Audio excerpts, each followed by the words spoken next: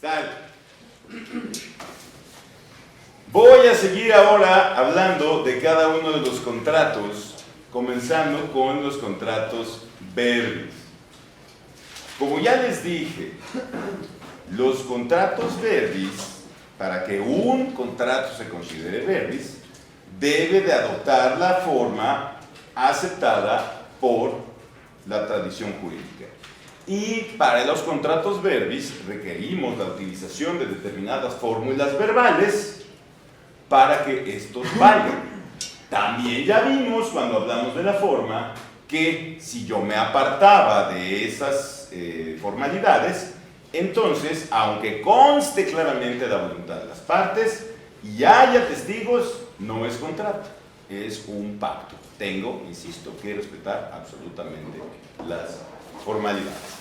Los contratos verbis eran de 4 tipos.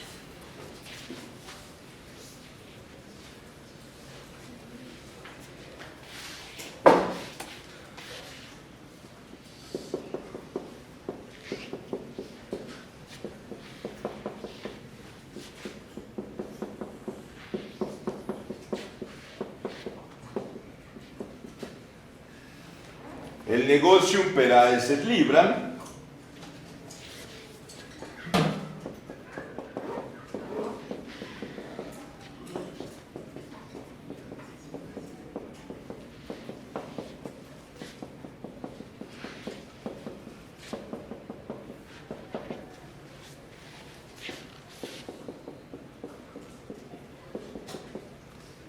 la dictio dotis, la promisio jurata liberti y la stipulatio.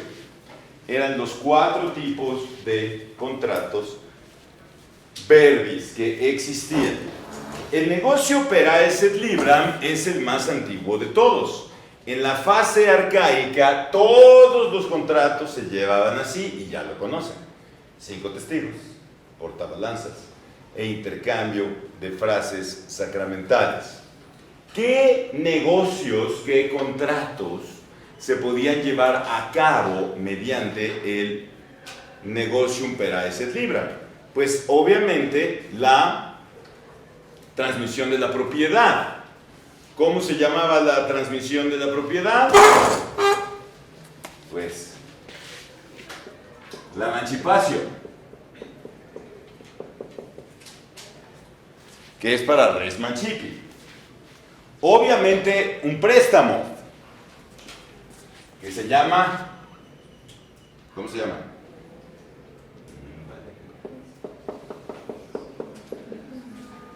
El nexum. También podía celebrarse matrimonio.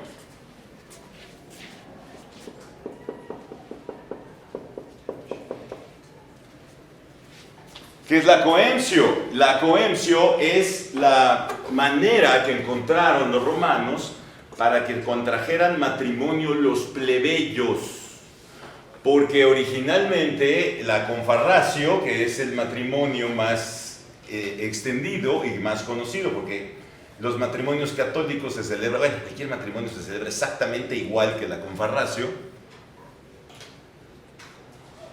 porque en la confarratio también hasta se comía un pastel, porque el dios del trigo es Júpiter. Entonces cada vez que van a una boda y ven que los novios se comen un pastel, es remembranza de la festividad en honor de Júpiter. Pero la coemcio era la compraventa de la mujer, que se utilizaba, insisto, en el matrimonio para plebeyos. Y en vez de utilizar las palabras de transmisión de la propiedad, se cambiaban para que lo que se produjese fuese la manus sobre la mujer. No la propiedad, sino la manus, a través de la coemcio. También podía celebrarse testamento, se llama testamento emancipatorio, que en este tipo de testamento se le vende todo el patrimonio al heredero en un sextercio, como si fuera un peso, en un sextercio bajo la condición suspensiva de esperar la muerte del testador. Y obviamente se podía formalizar cualquier tipo de acto jurídico a través del negocium per aes et libram. Insisto, de esta manera era cómo se celebraban todos los negocios en la fase arcaica de Roma. La Dictio Dotis se presenta cuando se promete entregar los bienes que constituyen la dote de la mujer. Estos bienes que tiene que aportar la mujer para el sostenimiento del hogar conyugal. Entonces, cuando no se entregan los bienes, se promete que se van a entregar esos bienes posteriormente, y ese justamente es la Dictio Dotis, esa promesa formal de que en un tiempo después al marido se le van a entregar dichos bienes. Si no se entregaban, el marido podía demandar al pater familias de la mujer, al amigo de la mujer o a la propia mujer, porque son los que prometían entregar dichos bienes. La promisio iurata liberti. Cuando un esclavo iba a ser liberado, los libertos tenían varias obligaciones para con su antiguo amo. Tenían que regresar por lo menos una vez al año a la domus del amo a realizar las funciones que hacían cuando eran esclavos. Tenían que acompañar al amo en sus viajes peligrosos. No podían demandarlo penalmente, y para demandarlo civilmente tenían que pedirle autorización al pretor. Igualmente, tenían la obligación de darle alimentos al amo si es que lo necesitaba, y además forzosamente tenían que nombrarlo heredero al antiguo amo. Todas esas situaciones a las cuales estaba obligado el esclavo se hacían a través de la promisio iurata liberti. En el momento en el cual se liberaba el esclavo, al liberarlo, él prometía que tenía que realizar todas esas actividades. Si violaba la promisio iurata liberti, volvía a caer en la esclavitud. Entonces, ese contrato es muy interesante por esa situación. Y por último, tenemos la stipulatio. La stipulatio es un contrato muy grande. La stipulatio consistía en el intercambio de una pregunta y una respuesta, tanto del acreedor como del deudor, sobre una futura prestación, es decir, algo que iban a hacer posteriormente. Y en ambas frases se utilizaba el mismo verbo. La stipulatio se utilizaba en muchísimos tipos de actos jurídicos. En primer lugar, en un préstamo de dinero. Cuando se celebraba un préstamo de dinero a través de la stipulatio, el acreedor le preguntaba al deudor: ¿prometes que me entregarás la cantidad de tanto dinero en tal fecha? Y el deudor contestaba: lo prometo. Este contrato se celebraba también frente a testigos y se levantaba un acta, pero se levantaba un acta que no era el contrato, porque el contrato se celebra cuando nosotros hablamos, cuando nos intercambiamos la pregunta y la respuesta. El acta que se celebra solo es un medio probatorio del contrato, no es el contrato, sino el medio probatorio de que se celebró el contrato. Empezó a suceder que se dio usura en Roma, y la usura consiste en cobrar intereses desproporcionados en un préstamo. Por ejemplo, en la central de abastos hay un güey, hasta el día de hoy, que se dedica a prestarle dinero a los cabrones que compran camiones, y les cobra como el 30% de interés por hora. Por hora. Y les presta millones de pesos. Y le regresan el dinero a la hora, a las 2 horas, y les sobra de la diferencia que están adquiriendo por, como hay que mover muy rápido la mercancía, pues pueden pagar perfectamente ese interés altísimo. Pero bueno, eso es usura.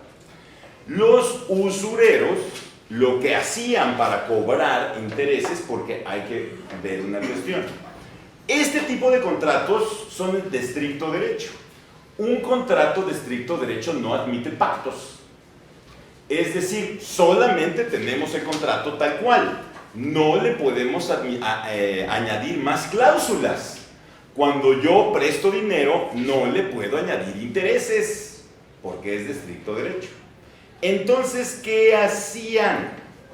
Lo que hacían los usureros era estipular una cantidad mucho más grande de la que le habían entregado al deudor, para después, de esa manera, obtener el beneficio del préstamo.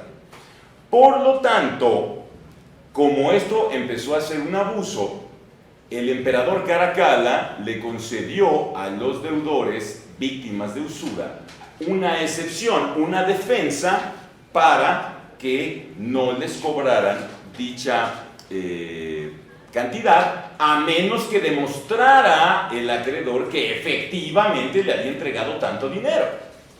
Esa excepción, que se usa hasta hoy,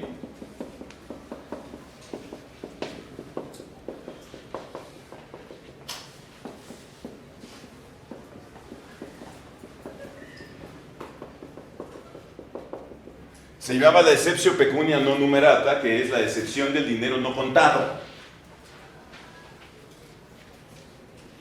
La excepción del dinero no contado. Entonces, cuando a mí me entregan una cantidad y en el contrato se establece que voy a pagar una mayor, yo puedo seguir utilizando esa excepción hasta el día de hoy, porque en ese momento le doy la carga de la prueba al acreedor, que debe demostrar que efectivamente le entregó esa cantidad al deudor. De no hacerlo, evidentemente le vamos a absolver al deudor, porque le están cobrando una cantidad mucho mayor de la que recibió. Entonces, se podía hacer evidentemente un préstamo del propio préstamo. Como es un contrato de estricto derecho, los usureros lo modificaron para tratar de obtener una ventaja indebida. Poco a poco se van concediendo este tipo de defensas a los deudores. También se podía, a través del estipulatio, crear una fianza. En la fianza es un contrato por el cual el fiador se obliga a cumplir en caso de que el fiado incumpla con la obligación.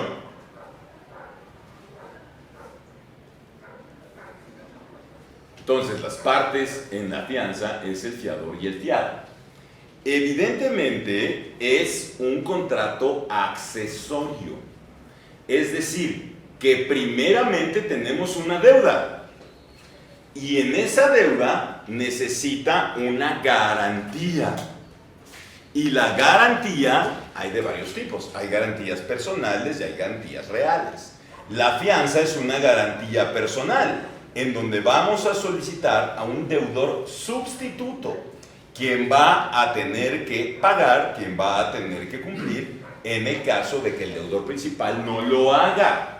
Por eso es un contrato accesorio.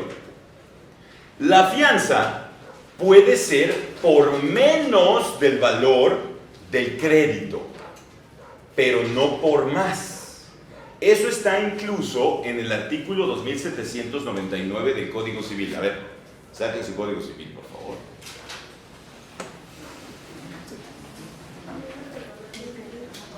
Ahorita lo vuelvo a decir. Artículo 2799, ¿quién lo lee, por favor?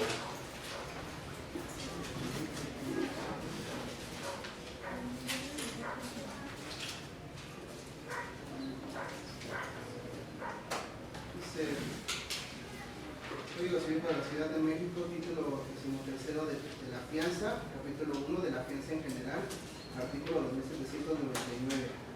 El fiador puede obligarse a menos y no más que el deudor principal. Si se hubiese obligado a más, se reducirá su obligación a los límites de la del deudor. Exacto. Entonces, fíjense bien. En la fianza, yo me puedo obligar por menos, pero no me puedo obligar por más. Si me obligo por más, la fianza en México se reduce. ¿Hasta dónde? Hasta el monto total de la deuda. Pero en Roma no. En Roma, si alguien establecía una fianza por una cantidad mayor que la deuda principal, la fianza no vale, porque se está violando el límite legal. Ahora, una pregunta. ¿Por qué chingados yo voy a aceptar que me paguen menos de lo que me deben? Porque evidentemente, si la fianza puede ser por menos de la deuda, ¿por qué yo estoy aceptando que la garantía sea menor a lo que me deben? Porque es la primera así tan pinche pregunta de inmediato. ¿Por qué voy a aceptar que me paguen menos?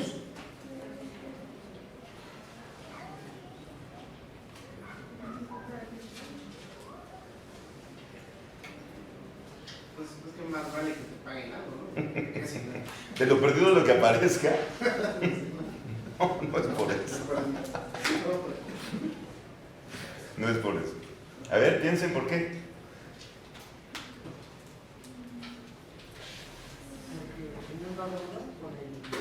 ¿Por qué? El fiador tenía una deuda con el fiador. Ajá. Y pues de esa forma ya se cancelaba la... No necesariamente. Muchas veces hasta la... A ver, miren, por ejemplo. En México, si alguien me pide ser fiador, deja de ser mi amigo, ¿no? Obviamente. ¿Por qué no estés chingando? En la vida voy a ser tu fiador, porque todo el mundo estamos acostumbrados a que en México nadie paga, ¿verdad? Pero en Roma no. En Roma todos aceptaban ser fiadores de sus amigos. Todos.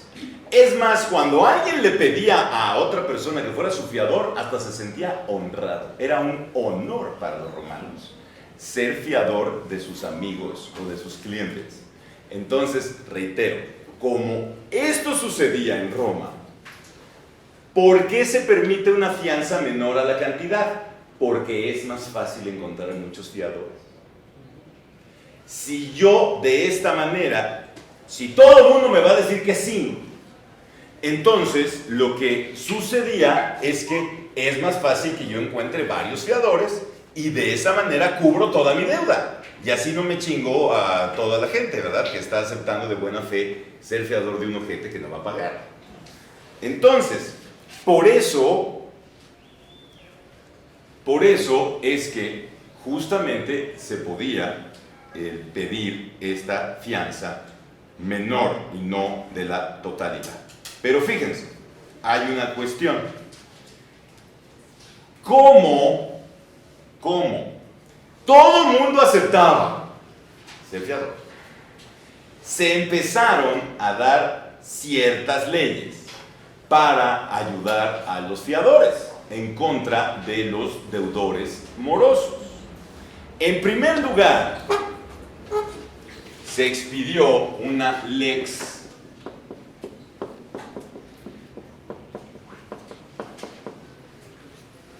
Apuleia que permitía que el fiador exigiera al acreedor que repartiera la responsabilidad entre todos los cofiadores solventes. El fiador, demandado, obviamente, le puede exigir al acreedor que divida la responsabilidad entre todos los cofiadores solventes. Eso se llama beneficio de la división. Cuando hay muchos fiadores, entonces, y a mí me demandan solamente, yo le puedo decir, oye, no, cabrón, no mames, somos un chingo. Divide la responsabilidad entre todos nosotros. Si somos 20 fiadores, pues yo solamente tendré que pagar la parte correspondiente si todos son solventes. Eso es una medida súper adecuada. ¿Por qué? Porque si yo soy fiador, de esa manera yo sé que admití que el pagar en lugar de una persona que no lo va a hacer, pero si hay varios fiadores, pues no voy a tener que pagar la totalidad de la deuda. Todos me ayudan a pagar esa deuda. Ese beneficio de la división está en el Código Civil, en el artículo 2837. Vamos otra vez a leerlo.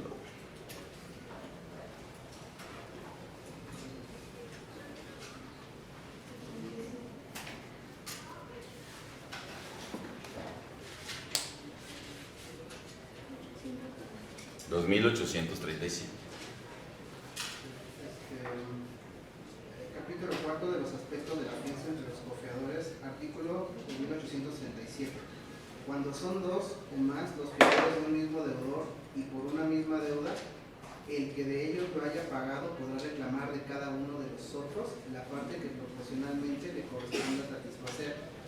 Si alguno de ellos resultara insolvente, la parte de este recaerá sobre todos en la misma proporción. Para que pueda tener lugar lo dispuesto en este artículo, es preciso que se haya hecho el pago en virtud de la demanda judicial o hallándose el deudor principal en estado de concurso. Efectivamente. Entonces, si el deudor no me ha pagado, ¿y qué es el concurso?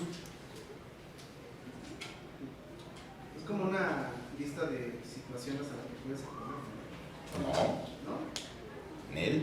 ¿Qué es concurso? A ver, olvidémonos del concurso jurídico. ¿Qué es un concurso? Una competencia. No es cierto. El problema es que, como no sabemos español, siempre decimos este tipo de cosas porque no vamos nunca al pinche diccionario y no leemos. Un concurso igual a certamen, ¿no? Y no. Concurso viene de concurrir. ¿Y qué es concurrir? Asistir. Exactamente, asistir. O sea, cuando hay un concurso es que hay muchos asistentes. Eso es un concurso. Si ustedes van al pinche, no sé, el festival que quieran, el Tecate Pal Norte, que es el que viene, ese es un concurso de personas. Un chingo de gente allí oyendo música horrible. Listo. Eso es un concurso. Aquí es un concurso. Hay gente, mucha gente. Eso es un concurso. Ahora, ¿qué es un concurso jurídico? Cuando una persona cae en quiebra, cuando una persona no tiene más deudas que bienes, eso es caer en quiebra. Cuando mi activo es menor que mi pasivo y ya no puedo pagar. Entonces, cuando hay concurso, todos mis acreedores se van a presentar a cobrarme. Eso es un concurso jurídico, ¿de acuerdo? Y nos vamos a poner de acuerdo entre el deudor y todos los acreedores para ver cómo chingados me paga. A lo mejor me va a pagar mucho menos, pero algo me va a pagar. Y todo lo que no me pague es deducible de impuestos, además de todo, ¿eh? O sea, porque el problema luego con la gente es que dice, es que no mames, no me va a pagar. No, pero lo puedes hacer deducible de impuestos. Y eso también vale, ¿verdad? De la asesoría. Entonces, en esta cuestión, en el caso de que ya hayan demandado al deudor o esté en concurso, el fiador, que va a ser también demandado porque el otro cabrón no está pagando, puede pedir que dividan esa deuda entre todos los fiadores para que solamente se pague la parte proporcional. Pero insisto, los fiadores solventes, también lo dice el Código Civil, si hay un fiador insolvente, ese no se cuenta. Van a asumir la parte que le hubiera correspondido los que sí son solventes. ¿De acuerdo? Bueno, entonces, eso fue con la Lex Apuleia, que es algo lógico. Está muy bien el beneficio de la división y desde la Lex Apuleia se estableció. Sin embargo, luego se expidió la Lex Furia.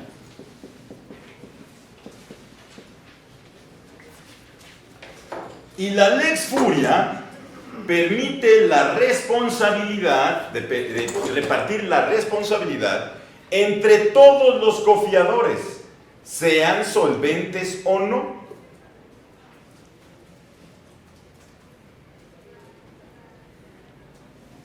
Porque, entonces, aquí sí ya es un problema para el acreedor. Él ya no va a ver pagada la deuda, porque si se va a repartir entre todos los cofiadores, aunque no sean solventes, la deuda evidentemente no se va a pagar. Y no solo eso, sino que además limitó la responsabilidad de los fiadores a 2 años. O sea, después de 2 años ya no les podía yo cobrar ni madres. Esto fue un error espantoso. Por lo tanto, ¿qué empezaron a hacer los acreedores? Empezaron a esconder que tenían otros fiadores. Es decir, hacían sus fianzas por separado, pero no comunicaban que había muchos fiadores para que no pudieran, por lo tanto, exigir los beneficios de la Lex Furia. Y entonces se expidió otra ley.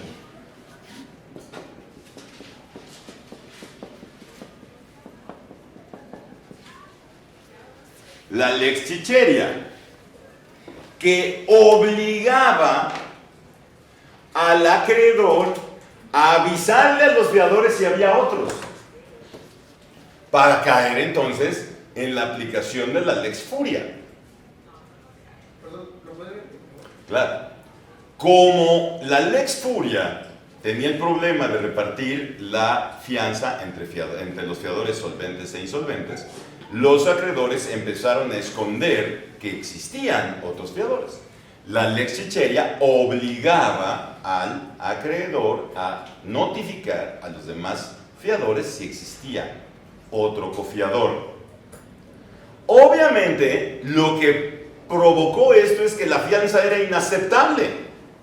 ¿Para qué chingados tengo una fianza si de todos modos nunca voy a poder cobrar? Entonces se modificó la fianza utilizando otro tipo de verbo, porque originalmente los verbos que se utilizaban era la fideipromisio.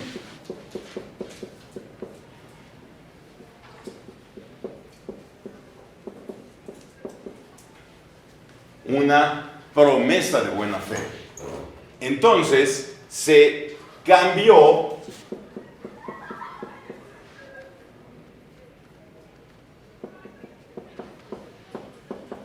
a la fideiusio, otro verbo, para que ya no se le aplicaran estas leyes a la fianza. Y de todos modos, Justiniano introdujo el beneficio de la división, porque el beneficio de la división me es correcto, pero además introdujo Justiniano el beneficio de la excusa. ¿Qué es eso?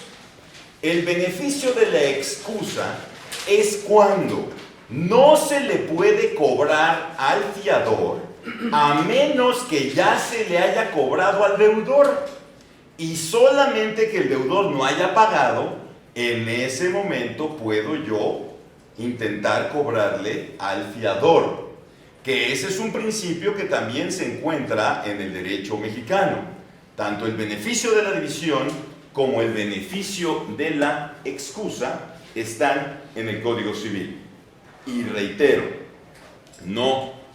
en el beneficio de la excusa no puedo demandar al fiador a menos que primero ya haya intentado el cobro al deudor principal y éste no lo haya realizado. ¿De acuerdo? Entonces, esto es la fianza que se podía realizar a través de una estipulación. Dime. La fianza era si el deudor no pagaba, pero aplicaba si el deudor se moría. Las deudas no se extinguen con la muerte, porque eso es algo súper importante. La gente piensa en general que cuando alguien se muere, ya con eso no hay pedo, ya no voy a pagar. No, las deudas no se extinguen con la muerte. Tan es así que la 4T acaba de expedir una ley la semana pasada, que si ustedes le deben al fisco y se mueren, les van a cobrar a sus herederos sobre los bienes que ustedes hayan dejado. Así es que, bueno, pues sigan votando los culeros. Pero, antes, por ejemplo, las tarjetas de crédito tienen un seguro. Entonces, cuando fallece el titular, se paga la deuda. Ya no hay que pagar por parte de los herederos, pero acá te chingas. Las deudas no se extinguen y, por lo tanto, los herederos la tienen que pagar. De hecho, fíjense, incluso, hay un tipo de herencia que se llama herencia dañina, que es cuando tiene más deudas que bienes. Y entonces, en Roma, cuando había una herencia dañina, el heredero tenía que pagar las deudas, no importaba, de sus propios bienes.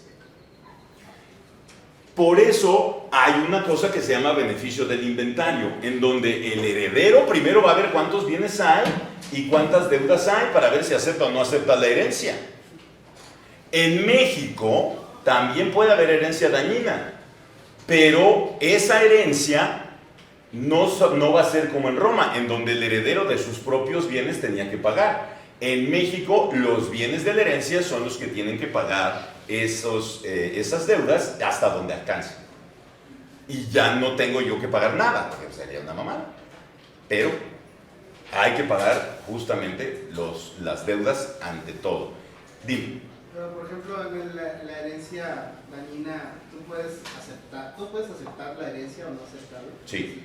O sea, que no, pues yo no la quiero. A huevo, porque me cargaba ese güey, lo que yo quiero. Sí, ajá. Bueno, sí. No necesitas ni siquiera un motivo, tú puedes rechazar la herencia. Aunque no hayas hecho beneficio, el inventario. Dime. Pero si se rechaza la herencia, ¿qué pasa con las deudas? Lo que pasa es que, mira, siempre va a acabar habiendo un heredero. Siempre. Porque si yo rechazo la herencia, obviamente para que yo rechace la herencia puede ser a través de testamento o a través de intestado. A través del testamento es muy fácil. Me instituyeron a mi heredero y entonces yo decido si acepto o no acepto la herencia. Cuando no hay testamento, entonces se busca entre los parientes consanguíneos más cercanos. Hasta el 4º grado tienen derecho a heredar, o sea, hasta los primos hermanos. Primero se busca a los más cercanos y los más cercanos van excluyendo a los más lejanos. Entonces, puede ser que tampoco haya parientes. En el caso, si hay testamento y yo rechazo la herencia, se busca entre los parientes más cercanos. Si de todos modos no hubo testamento, yo busco al pariente más cercano. Y el pariente más cercano lo declaro heredero, él también puede rechazar la herencia. Es decir, no la quiere.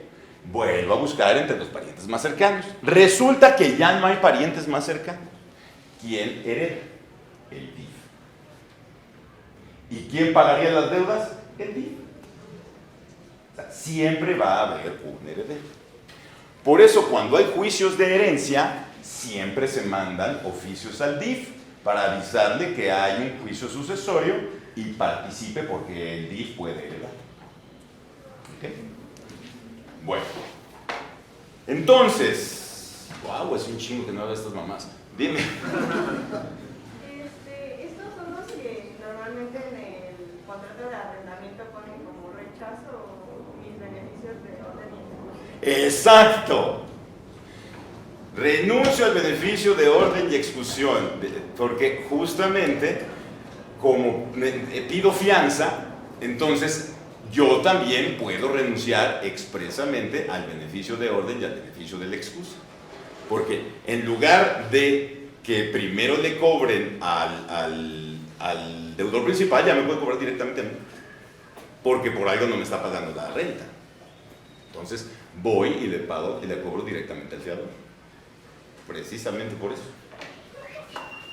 Bueno, entonces, obviamente, otorgar una fianza es peligroso, porque voy a tener que pagar eventualmente.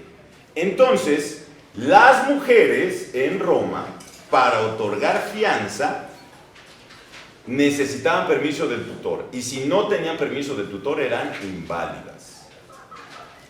El derecho romano cuidaba mucho el tema de las mujeres, aunque es muy, evidentemente es un derecho patriarcal, basado en la patria potestad, etcétera, etcétera. El derecho romano se daba cuenta que las mujeres no tenían participación en la vida económica y por lo tanto todos estos requisitos excesivos, o no excesivos, sino extras que le ponían a las mujeres para hacer contratos, era para protegerlas de abusos de los hombres. Por eso necesitaban permiso del tutor, por eso se declaraban inválidas muchas cosas, porque como las mujeres no trabajaban, no tenían la posibilidad de saber cómo se realizaban los negocios. Incluso miren ustedes, las niñas que están hoy aquí, ustedes la verdad es que son la minoría. Las mujeres que tienen la oportunidad de estudiar en el país son las menos. Entonces, hasta 1974 a las mujeres se les había impuesto que le tenían que pedir permiso al marido para celebrar contratos, por la misma circunstancia que pasaba en Roma. Como las mujeres no salían a trabajar, entonces era muy fácil, y sigue siendo muy fácil a las mujeres que están solamente en su casa, que les vean la cara porque no saben qué hacer. Entonces, yo entiendo, evidentemente, que las sociedades van evolucionando, cambiando, pero muchas veces hacemos cambios un tanto cuanto sin pensar las consecuencias. Ustedes que están aquí, que están estudiando, que tienen una situación privilegiada, porque seguir estudiar es un pinche privilegio, la neta. Entonces, qué bueno que lo pueden hacer, pero esa no es la realidad de las mujeres en el país. Entonces, habría que pensar, una vez más, cómo ayudar a estas mujeres que pueden estar en una situación de minusvalía por el tema de que no tienen la posibilidad de trabajar, no tienen la posibilidad de tener intercambios comerciales y por lo tanto pueden ser fáciles víctimas de muchos hijos de la chingada. Eso habría que pensarlo el día que ustedes sean diputados, porque yo ya me vale madres, yo ya solo explico. Entonces, ¿qué otro contrato se puede hacer con la stipulación? Nos vemos el miércoles.